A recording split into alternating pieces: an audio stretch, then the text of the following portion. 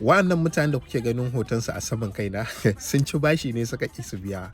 A yanda kamfanin da suke ba mutane bashi watan delinquent loan suka ɗauko hotunansu suka sa a kafafen sada zumunta.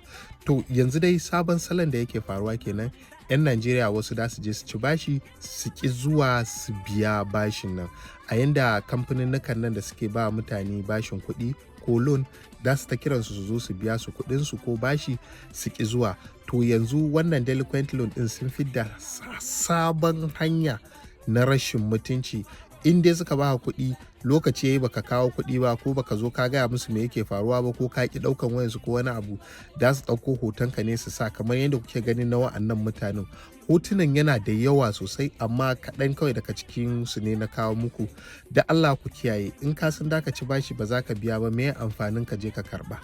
Gwanda ma kar ka je ko kuma ka rufa kanka asiri. Irin wannan tozartarwa da kuke gani ga mutane yanzu hotunansu yana zage kafafen sada zumunta, kaga wani ma baban wani ne ko kuma mahaifiyar wata ko mahaifin wani.